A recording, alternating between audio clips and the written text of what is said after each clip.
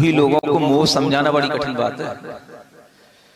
हाँ, निर्मोही को तो मोह समझ में आएगा, मोही को मोह समझाना बड़ी कठिन बात है। ये वैसे ही कठिन बात है जैसे शराबी को ये बताना कि तू शराब पिए। जो शराब नहीं पिए है उसको तो समझ आएगा कि शराब पिए है, लेकिन शराबी ये महसूस करे कि नहीं मैं शराब पिए हुए हूं, ये आसान बात है, कठिन बात है। और फिर वह उससे बचे, उसको कम कर पाए, उसको छोड़ पाए, उस शराब की आदत पर अपनी विजय प्राप्त कर पाए और उससे अपने आप को हटा पाए, ये जितना कठिन है एक शराबी के लिए, उतना ही कठिन हर व्यक्ति के अंतरंग को अपने मोह को जीतना कठिन। ऐसे इस मोह भाव को वह पार्श्वनाथ भगवान वहां पर जीत रहे हैं। आपसे पूछेगा आपको कोई मोह राग होता है किसी से, तो आप झट से कह देते, तो नहीं मेरा किसी से कोई मोह नहीं है, मेरा किसी से कोई राग द्वेष नहीं। हमें यही समझ नहीं आता आपके अंदर कोई मोह राग द्वेष नहीं है, तो ये भगवान वहां पर कौन सा मोह रख करके बैठे हैं जिसको वो वहां तोड़ रहे हैं। सुनते हो, माने आपको पता ही नहीं है कि मोह राग द्वेष क्या होता है, इसका मतलब ये होगा। वो वही बात हो गई कि अगर किसी शराबी से पूछा जाए कि तुम शराब पियो, तो वो कभी नहीं कहेगा मैं शराब पीऊं। बात करेगा, समझदारी से बात करेगा, और ये कभी नहीं कहेगा कि मैं पियो।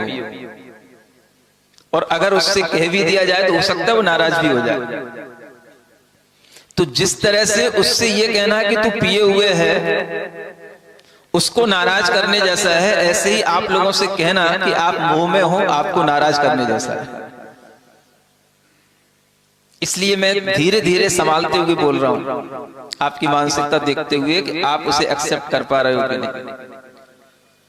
हमें इसी भक्ति से ही समझ में आएगा कि मोह राग क्या होते हैं। आप सोचो, जो बिल्कुल निष्प्रही होकर के शरीर से भी ममत्व त्याग करके तपस्या कर रहे हैं, वो अपने अंतरंग के मोह को नष्ट कर रहे हैं, तो ये मोह कौन सी चीज होती है जिसे हम समझ नहीं पा रहे। और इस मोह को नष्ट करने के लिए उन्होंने अपने मन वचन काय को ही हथियार बना रखा है। और वो हथियार क्या काम कर रहा है, उसकी धार निरंतर निशात माने तीक्ष्ण होती चली जा रही है, धार पैनी होती जा रही है। जितनी धार पैनी होती जाएगी उतना ही मोह जो है कटता जाएगा। और धार पैनी होने के लिए अपने योगों को बिल्कुल क्या करना, जितना ज्यादा से ज्यादा एकाग्र कर सकेंगे वो वह कर रहे हैं। मन को भी, वचन को भी, काय को भी स्थिर रखना, एकाग्र करना, अपने योगों को बिल्कुल एक पॉइंट पर लाकर के स्थित करना और उसे अपने ही उपयोग से जोड़ना। क्योंकि योग अलग चीज है और उपयोग अलग चीज है। थोड़ा बहुत पढ़ते हो आप लोग? उपयोग क्या होता है? यूज करने का नाम उपयोग नहीं होता है। उपयोग मीन्स आत्मा का ज्ञान दर्शन जो स्वभाव है उसको उपयोग कहते हैं। तो आत्मा का स्वभाव तो अलग हो गया और मन वचन काय का स्वभाव अलग हो गया। अब मन वचन काय के इन योगों से वह अपने उपयोग को जोड़ रहे हैं, अपने उपयोग में योग जोड़ रहे हैं और योग में उपयोग जोड़ रहे हैं। और उन जोड़ने के बीच में जो आता है उसे मोह कहते हैं, वो जुड़ने नहीं देता। समझ में आ रहा है? ये भीतर की बातें हैं, आसानी से बतानी तो नहीं चाहिए, लेकिन अगर नहीं बताएंगे तो वो भी छिपाने का भाव भी जो है ज्ञानावरणी कर्म के बंध का कारण होता है, इसलिए बताना पड़ता है। भगवान अपनी तपस्या करते हुए अपने योग को उपयोग में जोड़ते हैं और उपयोग को योग में जोड़ते हैं। और उसी जोड़ को जोड़ने वाला जो है मोह, उस मोह को तोड़ करके योग को अलग भी करते हैं और उपयोग को अलग भी करते हैं। ये दोनों काम करने पड़ते हैं। क्या समझ आया? सारी शक्ति मन की, वचन की, काय की कहां लगाओ? अपने उपयोग में लगाओ। तो जब उपयोग में शक्ति लगेगी तो उपयोग की शक्ति किस में आएगी? वो मन वचन काय में आएगी। और इन दोनों की शक्तियों को जो मिलने नहीं देने का जो काम है वो कौन करता है? वो मोह करता है। तो मोह बीच की चीज है।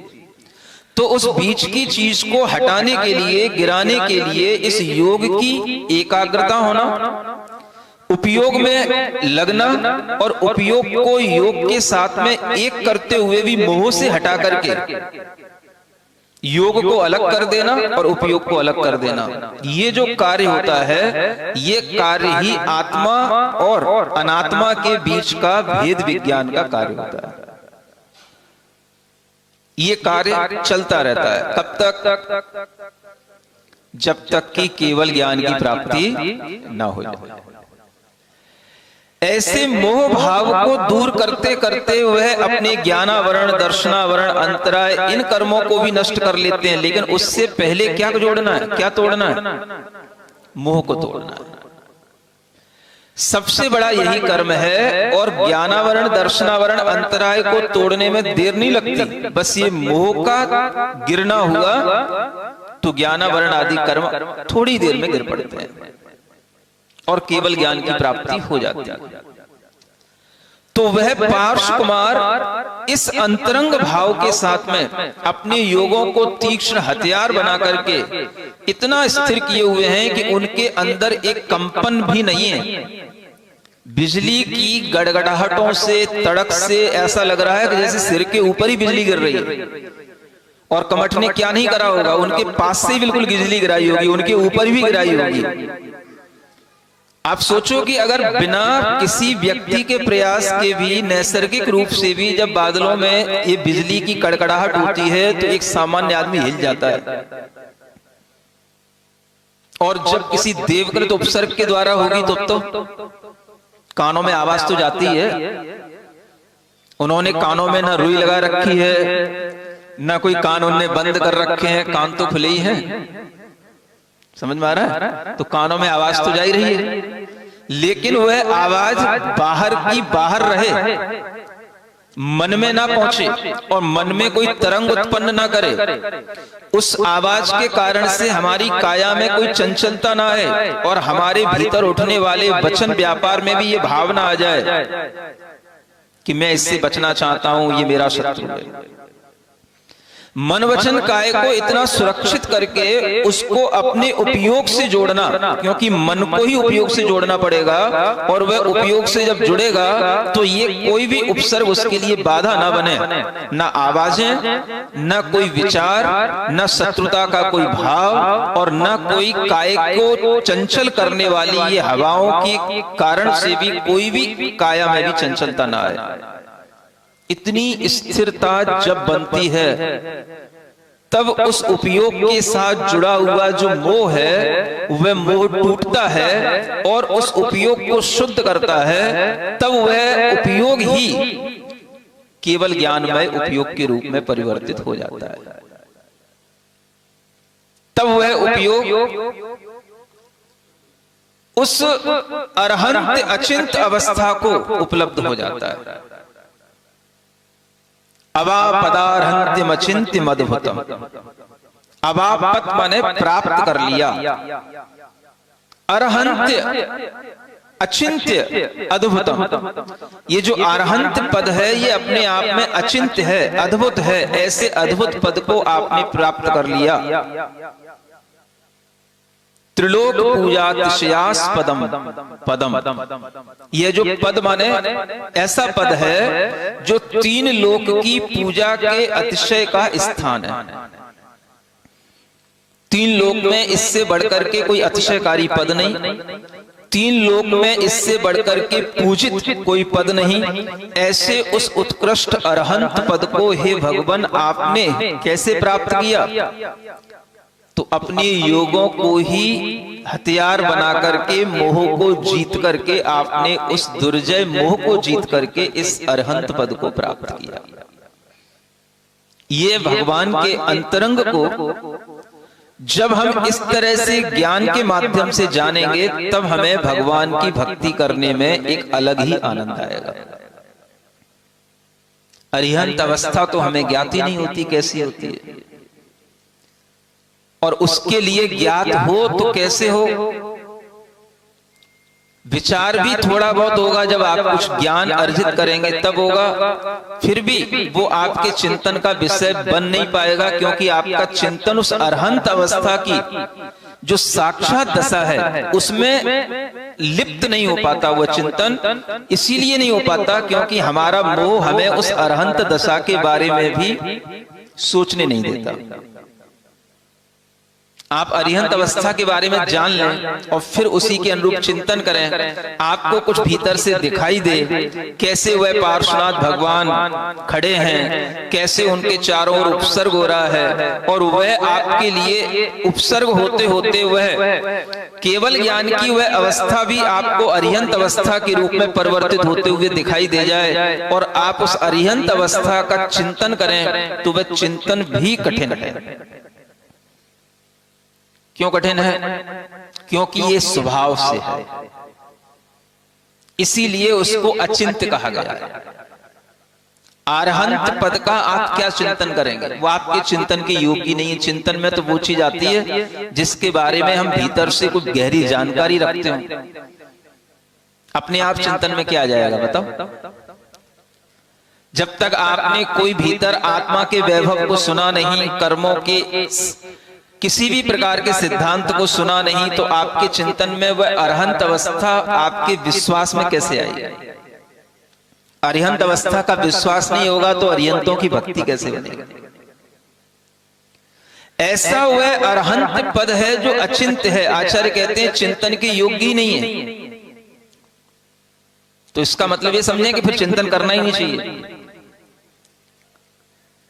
चिंतन के योग्य नहीं है, इसका मतलब यह है कि आप कितना भी चिंतन करेंगे तो भी आप उसका वास्तविक रूप में चिंतन नहीं कर पाएंगे जैसा वह चिंतन होना चाहिए। इसको क्या बोलते हैं? अचिंत्य। हम सोचेंगे तो कितना सोच पाएंगे? हम क्या सोच पाएंगे उन अरिहंत अवस्था में, अरिहंत भगवान के बारे में? समव शरण का विचार करेंगे, हम अपनी कल्पना से कोई समझ लेंगे, हाँ कोई बहुत बड़ा गोल घेरा होगा। हम अपनी कल्पना से सोच लेंगे कि हाँ कोई 12 सभाएं लगी होंगी, बीच में गंधकुटी लगी होगी, बहुत सुंदर होगी, तरह तरह से धूप घट ध्वजाएं सब लगी होंगी, और उस पर भगवान सिंहासन पर बैठे होंगे, अष्ट प्रातिहार्य होंगे। ये हम सोच लेंगे, लेकिन वह वैसा ही नहीं होगा जैसा वास्तव में होगा। इसलिए उसको क्या कहा जाएगा? अचिंत्य। आप कभी भी वैसा नहीं सोच पाएंगे जैसा वो वास्तव में है। आप सोच के देखें कितना आप सोच पाते हैं, कितना आप अरिहंत भगवान के बारे में अपने स्मरण में ला पाते हैं, उनके अचिंत्य वैभव को देख पाते हैं। आपके मन मस्तिष्क में क्या आ पाएगा? आप जिस चीज को देखते रहते हैं वो भी आपके मन मस्तिष्क में कितना आती है? मान लो आपके मंदिर की प्रतिमा जी है, मूर्ति है, वो भी आपके मन मस्तिष्क में कितनी देर आती है? जब देखी हुई चीज, प्रतिदिन स्मरण की हुई चीज भी हमारे लिए नहीं आती स्मरण में सही रूप में, तो आप सोचो जिसे हमने कभी देखा ही नहीं, केवल हमने शास्त्रों से पढ़ा है, शब्दों से जाना है, उसे हम चिंतन में कितनी देर ला सकते? लेकिन लाना तो पड़ेगा ही, उसके बिना तो भक्ति बनती नहीं है। और वह आएगा उतना ही जितना आपके भीतर का मोह कम होगा। अगर आपके चिंतन में भी आने में कोई बाधा है तो वो भी क्या है? वो भी आपका दुर्जय मोह है।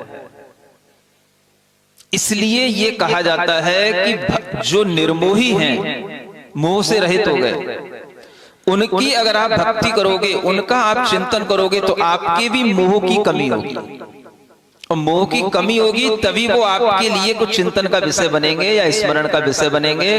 अगर आपके अंदर मोह ज्यादा है तो वो आपको कभी दिखाई ही नहीं देंगे। मोही व्यक्ति कभी निर्मोही को देख ही नहीं सकता।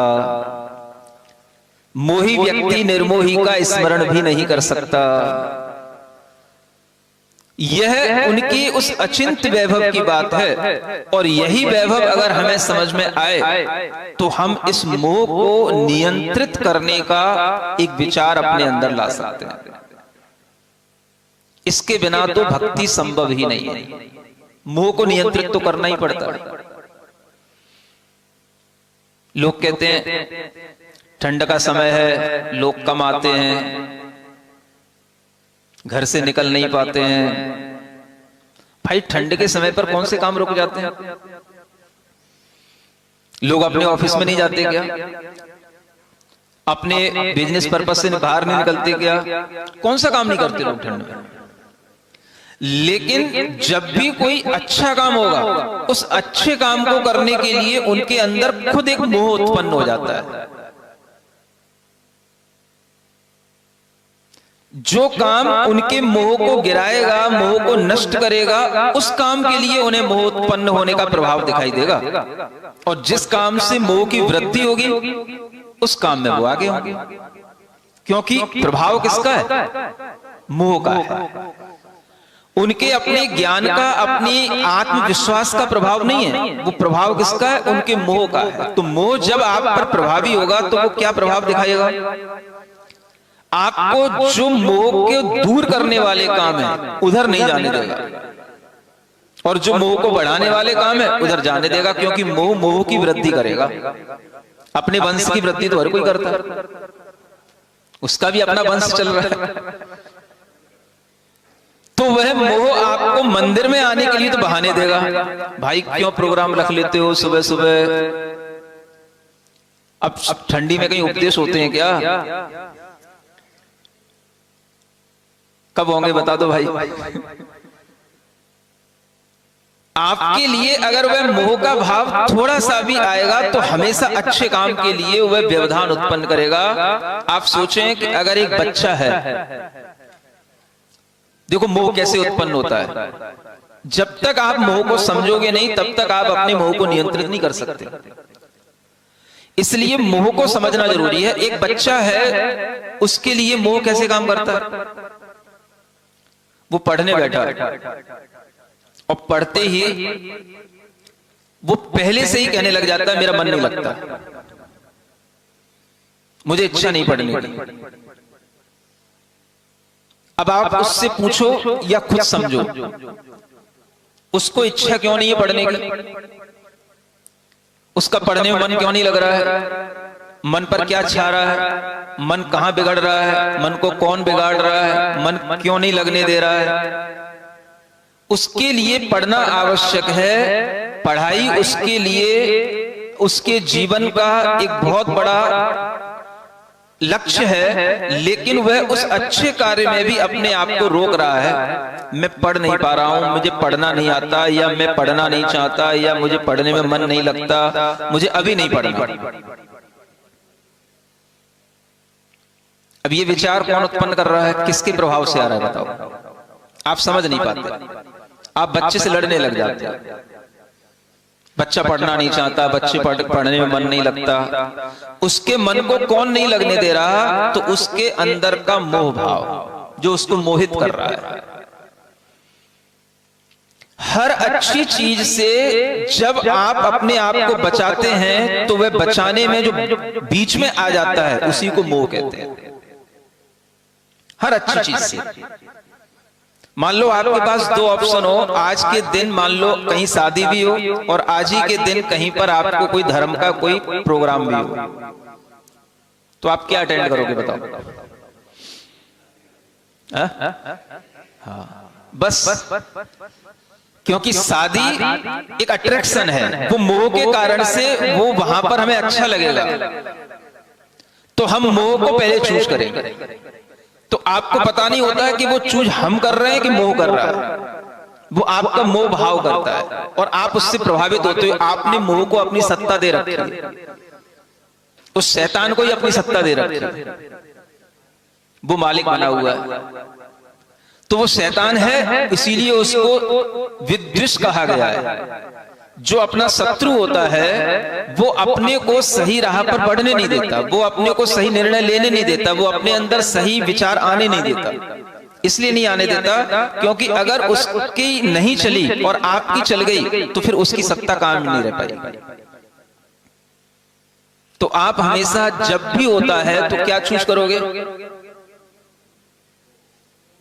मोह को अपना, उस मोह के साथ में ही अपना भाव जोड़ोगे और मोह का ही चयन करोगे, मोह की वृद्धि जिससे होगी वो काम करोगे। मोह की कमी हो वो काम करना आपके उद्देश्य में ही नहीं। आप कहते हो महाराज भीतर से धर्म कैसे हो, पूजा करते करते तो, अभिषेक करते करते तो वर्षों बीत रहे हैं, कुछ लगता नहीं है कि हम कुछ कर रहे हैं। लगेगा कैसे? भीतर से जब आप कुछ करना चाहोगे तब कुछ होगा ना। और भीतर आपका मोह है जो आपके आत्मा पर सवार है, आपके मन पर सवार है, आपके भावों पर सवार है, आपके विचारों पर सवार है। और उस मोह को आप नजरअंदाज करके अपना कुछ भी कर लोगे, बाहरी क्रियाएं, वो आपके भीतर का धर्म नहीं बन सकता। इसलिए लोग परेशान होते हैं। कई बार जिन्हें 40-40 वर्ष हो गए पूजा और अभिषेक करते हुए, वो भी परेशान होते हैं कि भाई ये होता क्या है, भीतर से तो कुछ हो ही नहीं रहा। हम जाते हैं, कलसा ले लेते हैं, जो पाठ पढ़ना है वो पढ़ लेते हैं, जैसी प्रक्रिया करनी है कर लेते हैं, जो हमारे अपने मंदिर के नियम कानून हमने बना रखे हैं बना लेते हैं, और उन नियम कानूनों में कहीं थोड़ी सी भी कमी हो जाए तो हम लड़ने को तैयार हो जाते हैं। वो नियम कानून माने ऐसे हो गए जैसे भगवान के ही कानून हो गए। जैसे भगवान ने ही कह रखा हो कि भाई अगर कभी मान लो चतुर्दशी को ही अभिषेक करना, चतुर्दशी को ही होगा। अगर किसी ने त्रयोदशी को जाकर के अगर मान लो थोड़ा सा भी पानी गिरा दिया तो मंदिर में बवाल फैल जाएगा, ब्लास्ट हो जाएगा। और वही पुजारी रोजाना पूजा करने आएंगे और वही ब्लास्ट करेंगे। तो मंदिर से क्या मिल रहा है, मंदिर की पूजाएं आपको क्या दे रही हैं, भगवान के अभिषेक से आपके अंदर कौन सा धर्म उतर रहा है, ये जब तक आप खुद रियलाइज नहीं करेंगे तब तक आपको कभी ये भीतर से महसूस नहीं हो सकता कि धर्म हमारे लिए अच्छी चीज है। इसीलिए हमें भीतर से धर्म से एक स्थिति पर जाकर के एलर्जी सी होने लग जाती है, एक स्थिति पे जाके होने लग जाएगी। क्योंकि जो चीज सिर्फ ऊपर ऊपर से रहेगी और आपके भीतर कोई आनंद का स्रोत नहीं बन रही है, तो वह चीज आपको आनंद नहीं देगी, भीतर से वो आपको उससे जुड़ने नहीं देगी। और यही वजह होती है कि हम समझ नहीं पाते कि धर्म से कहां सुख मिलता है, धर्म से कहां आनंद मिलता है। सुनते रहते हैं हम तो कर रहे हैं महाराज धर्म, पक्का कर रहे हैं, 40 साल में एक भी दिन नहीं छूटा महाराज। हम अगर बीमार भी पड़े तो भी ये मंदिर आए, मंदिर तो आए, क्या करने आए? सिर झुकाने आए, सिर पटकने आए या मुंह पटकने आए? सिर पटकना अलग बात है और मुंह को पटक देना अलग बात है। जब तक मुंह को पटकी नहीं लगाओगे, मुंह नहीं गिरेगा, तब तक धर्म कहां होगा? ये हमने जीवन में सीखा ही नहीं। हम जिंदगी भर उन्हीं पार्श्वनाथ भगवान और नेमिनाथ भगवान की पूजा करते रहे, लेकिन हमें आज तक नहीं पता कि भगवान ने क्या किया और हमें क्या करना है। मोही व्यक्ति, इसीलिए मैंने शुरुआत यहीं से की थी, मोह को समझ ही नहीं पाता और जिंदगी भर मोह में निकल जाता है। और मोह के साथ धर्म कैसे होगा? धर्म तो आत्मा का स्वभाव है, मोह तो आत्मा का स्वभाव है नहीं। तो मोह का धर्म के साथ में तो एक विपरीत संबंध हो गया। तो जहां धर्म होगा वहां मोह नहीं होगा, जहां वास्तव में मोह होगा वहां धर्म नहीं हो सकता। तो आपने धर्म किया कि मोह किया, ये केमिस्ट्री आपको पता ही नहीं है भीतर की। तो आप कर सब रहे हैं लेकिन आपके अंदर कुछ नहीं है। जितने भी नियम कानून हैं वो आपको और ज्यादा मोही बनाने के लिए हैं। मेरा मंदिर है तो वो भी आपके अंदर एक मोह देता है, मेरी वेदी है वो भी आपको मोह देता है, मेरे भगवान है वो आपको एक अलग मोह देता है, मेरी ये अलमारियां लगी हुई हैं, मेरे बिना परमिशन के कोई हाथ नहीं लगा सकता, कोई भी काम मेरे बिना परमिशन के नहीं हो सकता। ये आपका मोह बढ़ाने वाला काम हो गया कि धर्म बढ़ाने वाला काम हो गया? आपने अपने लिए मोह की सत्ता को बढ़ाया कि धर्म के निमित्तों को लेकर के भी आपने मोह और बढ़ा लिया? ये सोचने की बात है। कोई भी कानून आदमी की भावना से बड़ा नहीं होता। अगर आदमी की भावना बन रही है, मान लो मुझे आज अभिषेक करना है, तो आदमी की भावना महत्वपूर्ण है कि आपके कानून महत्वपूर्ण है? जहां कानून महत्वपूर्ण हो गए वहां धर्म हो ही नहीं सकता। वहां धर्म हो ही नहीं सकता, क्योंकि आप एक कानून के तहत चल रहे हो। वहां धर्म हो ही नहीं सकता। धर्म किन्हीं कानूनों से जुड़ा हुआ नहीं होता। धर्म तो एक सहज भाव होता है, कभी भी हो सकता है। और उसको अगर आपने अपने नियम कानूनों से जोड़ रखा है तो वो आपके कानून तो हो सकते हैं, लेकिन धर्म नहीं हो सकता। इस बात को जब तक हम समझेंगे नहीं, तब तक हमारे अंदर कभी भी ये भाव नहीं आ सकता कि हम भगवान की भक्ति कैसे करें, धर्म कैसे करें, धर्म कैसे किया जाता है और धर्म को अंतरंग में कैसे उतारा जाता है। हमेशा मोह को जीतने से ही धर्म होगा। भगवान भी वही कर रहे हैं और हमें भी वही करना पड़ेगा। जितना हम मोह को अपने जीतने का भाव रखेंगे, मोह को दुर्जय समझ करके उस पर विजय प्राप्त करने का भाव रखेंगे, धर्म उतना ही हमारे पास आएगा। अगर आप थोड़ी ठंड का मोह छोड़ करके आए तो ये भी आपने थोड़ा सा उस मोह को जीतने का भाव किया, तब आपको आज यहां बैठ करके समझ में आ पा रहा है कि मोह क्या होता है।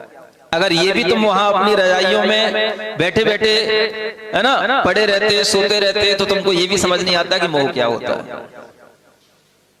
तो मोह को समझने के लिए भी थोड़ा सा मोह छोड़ना पड़ता है। नहीं छोड़ना पड़ेगा।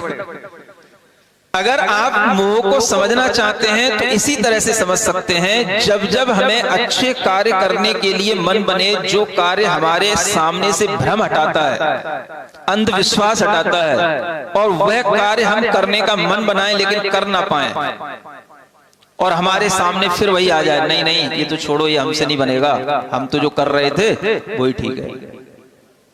ये किसका भाव है? ये मोह का भाव। आप सोचो कि अगर आपके सामने मोह के कितने भी अवसर आते हैं और उनमें आप मोह को जीतते हैं कि मोह को बढ़ा लेते हैं। आपके सामने दो तरह के भोजन रखे हों, एक होटल से लाया हुआ भोजन हो और एक चौके से लाया हुआ भोजन हो। चलो मैं आपसे पूछता हूं, किस पर आप पहले गिर पड़ोगे, किस पर पहले टूटोगे?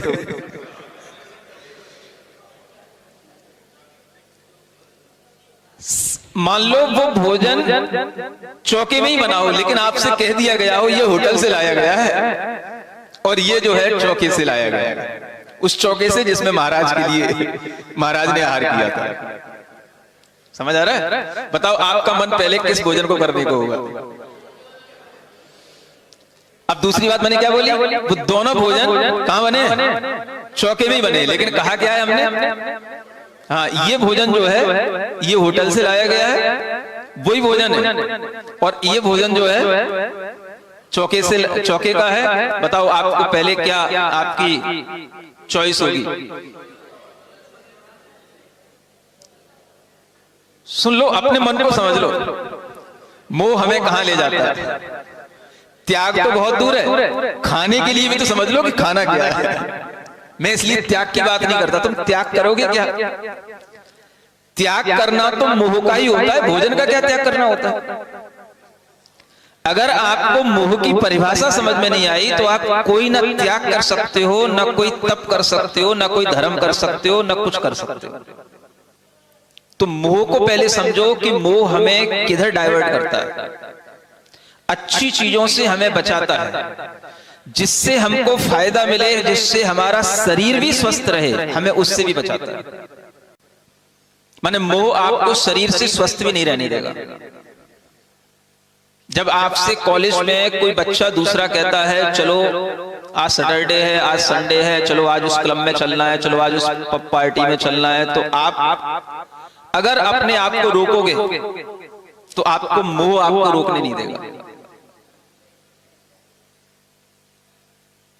आपको पता है ये सब पार्टी के एंजॉय हमें नुकसान करने वाले हैं, ये हमारे दिमाग को खराब करने वाले हैं, ये जो कुछ भी वहां पर जाकर के हम खाएंगे पिएंगे वो सबसे हमारे शरीर को नुकसान होने वाला है, मन मस्तिष्क को हानि होने वाली है, लेकिन फिर भी आप वहां पहुंचते हैं, वो करेंगे। क्यों करेंगे? क्योंकि हमारे साथी कर रहे हैं इसलिए हमको भी करना है, और वह मोह आपको उसी तरफ करने के लिए प्रेरित करेगा। तो आपको समझना पड़ेगा कि मोह कब कब उत्पन्न होता है। एक छोटे से बच्चे में भी मोह होता है जब वो पढ़ना नहीं चाहता। बड़े बच्चे में मोह होता है जब वह अपने आप को उस क्लब में जाने से रोक नहीं पाता। और भी बड़े बच्चों में मोह होता है जब वो अपने आप को बड़े बड़े होटलों में जाने से रोक नहीं पाते, और गंदा खाने से भी नहीं रोक पाते। किस कारण से? उस भोजन से हमें नुकसान होगा ये पता होते हुए भी हम उसी को करें। ये किसकी चीज है? ये मोह की चीज है, ये ज्ञान की चीज है? ये समझना है आपको। अगर ये स्पष्ट आपको समझ में आएगा कि ये हमारा मोह है, तो हो सकता है कि आपको कहीं ये समझ में आ जाए ये मोह के कारण से हमारा ही विचार बन रहा है। तो हो सकता है आप उस होटल की थाली को अलग कर दें, नहीं मुझे तो चौके वाला भोजन लेना है। होटल वाला तो बहुत बार कर चुके हैं, आज तो हम चौके का ही भोजन करके देखते हैं। तो समझना कि आज आपने मोह को एक तरफा कर दिया, आज आपने उस मोह को जीत लिया, और आपने जो है अच्छी चीज को स्वीकार कर लिया। ये क्या है? मोह को जीतने की कला बता रहा हूं। हर क्षण आपके सामने इस तरह के प्रसंग होते हैं, और अगर आप अलर्ट रहेंगे तो आप समझ पाएंगे कि मोह क्या काम कर रहा है और हमें क्या करना चाहिए। जिन क्षणों में आप अपने मोबाइलों पर कुछ भी देख रहे होते हैं, उन क्षणों में आपके मन में कभी यह भी विचार आ सकता है कि हम उसी मोबाइल पर महाराज का कोई प्रवचन सुन लें। कोई अच्छा, कोई हमें स्पीच मिल जाए, या कोई अच्छा हमें कुछ मोटिवेशन का कोई हमें एक प्रोवर्ब मिल जाए, वो भी आप सोच सकते हो। लेकिन आपका मोह कहेगा नहीं यार, इन सब चीजों में क्या रखा है, मजा तो इसी में है। तो बस ये जो मजा वाला बात आती है ना, ये मजा हमें मोह का मजा आता है। ये मोह हमें मजा लेने के लिए प्रेरित करता है। इस कारण से हम कभी भी उस मोह से बच नहीं पाते, और उस मोह से बचे बिना भीतर से धर्म हो नहीं सकता। इसलिए जब जब ये बच्चा प्रश्न करता है कि महाराज को क्या हो गया, ये क्यों ठंड में ऐसे बाहर निकल जाते हैं, क्यों ठंड में वस्त्र नहीं पहनते हैं, क्यों ये एक बार खाने का कष्ट उठाते हैं, ये आजकल के जो बच्चे बातें करते हैं, इन्हें अगर ये मोह की थ्योरी समझाई जाए तो इनको समझ आ सकता है कि महाराज क्या कर रहे हैं। महाराज कोई पागल नहीं हो गए जो ठंड में भी हाँ बाहर नग्न घूम रहे हैं। क्या कर रहे हैं? हर बच्चे को कम से कम इतनी थ्योरी तो आनी चाहिए कि ये जो कुछ भी है ये सब मोह को जीतने की प्रक्रिया है, मोह को जीतने की कला है। अगर इतना आपको आ गया तभी तो आपको विश्वास बनेगा गुरु के प्रति, तभी तो आपको विश्वास बनेगा भगवान के प्रति कि भगवान कैसे बनते हैं, भगवान क्या करते हैं, और गुरु कैसे बनते हैं, गुरु क्या करते हैं। तो ये चीजें हमें भीतरी चीजों को समझने से आती हैं। केवल हम उसका बाहरी स्वरूप बताते रहेंगे तो लगता है यार ये तो सब इनने अपने नियम कानून बना लिए, एक बार खाना है, पैदल चलना है, वस्त्र नहीं पहनना है, केस लॉन्च करना है, ये तो सब इनके अपने नियम कानून हैं। सोच लिया होगा इनको अपने नियम कानूनों से मोक्ष मिल जाएगा, इनके अपने कानूनों से मोक्ष मिल जाएगा, तो मिल जाए, हमें तो मतलब है नहीं, हम तो ये सब नहीं कर सकते। तो नियम कानूनों से मोक्ष नहीं मिलता। मोक्ष किससे मिलेगा? मोह का नाश करने से मिलेगा। इसलिए मुनि महाराज क्या करते हैं, साधु क्या करते हैं, हाँ नियम कानूनों में नहीं जीते, मोह को नष्ट करने की प्रक्रिया में लगे रहते हैं। और यह प्रक्रिया 1, 2, 4 दिन के लिए नहीं होती है, जीवन पर्यंत के लिए इस प्रक्रिया में वो अपना सर्वस्व लगाते हैं। सुनते हो? ये बात अगर हमारी समझ में आए तो जो भीतर से हमें श्रद्धा उत्पन्न होगा वो भक्ति उत्पन्न कराएगी। इसीलिए हमारी भीतर से न भक्ति उत्पन्न होती है, न हमें भीतर से विश्वास उत्पन्न होता है, क्योंकि हम भीतरी चीजों से अनभिज्ञ रह जाते हैं। आचार्य समंतभद्र महाराज की कृपा है जो उन्होंने ऐसे छंद दिए जिसमें उन्होंने भगवान की ऐसी स्तुति की निपात्यो दुर्जय मोह विद्विषम अवापदारहंतिम चिंत्यम अद्भुतम त्रिलोक पूजा तिशयास्पदम पदम। तीन लोक की पूजा के स्थान को हे भगवान आप प्राप्त हो गए, ऐसा उनके ज्ञान में आ रहा है। और वह सब आपने कहां से प्राप्त किया? अंतरंग मोह शत्रु का नाश करके प्राप्त किया। तो जो कुछ भी हमें प्राप्त करना है, किसका नाश करके? मोह का नाश करके। अपने जीवन में ये क्षण देखने की कोशिश करना कि हम कब कब उस मोह से अपने आप को बचा पाते हैं। अगर हम भीतर से उस मोह को समझ रहे होंगे और उस मोह के अनुसार अपने को नहीं ढालेंगे तो हमारी रक्षा स्वयं हमारा यही ज्ञान कर देगा। आपको कौन सी चीजों में लिप्त होना, कौन से आपको शौक करना, किन स्थानों पर जाकर के एंजॉय करना, किस तरह के आपको भोजन करना, किस तरह की पार्टियों में शामिल होना, ये सब आपकी चॉइस आपके पास है। लेकिन ये ध्यान रखना, ये मोह के साथ है या मोह के बिना है। अगर आपने इतना भीतर से करना सीख लिया तो फिर आपको हमें सिखाने की जरूरत नहीं है कि आप ये मत करना, ये मत करना, ये मत करना। आप खुद अपने आप से लाइन पर आ जाओ। ये कौन करेगा? ये फिर आपका ज्ञान करेगा। तो मोह जितना हटता जाता है उतना ही आत्मज्ञान प्रकट होता चला जाता है। और भगवान ने जब पूरा मोह नष्ट कर लिया तो उन्हें केवल ज्ञान की प्राप्ति हो गई। ऐसे केवल ज्ञान को प्राप्त पार्श्वनाथ भगवान की जय हो। ओम अरहम ओम अरहम ओम अरहम बोल, सभी कार्य की सिद्धि से तू पहले इसको बोल। ओम अरहम नमः ओम अरहम नमः ओम अरहम नमः ओम। सिरिजिणवाणी जग कल्याणी जग जन मदतम मोहरी, जणमण हारी गढ़हर हारी, जम जरा भव रोग हरि। तिथ्य राणम दिव्य झुणिम जो पड़ई सुणई मय्ये धारई, राणम सौख मणंतम धरिय सासद मोक्ष पदम पावई, सासद मोक्ष पदम पावई।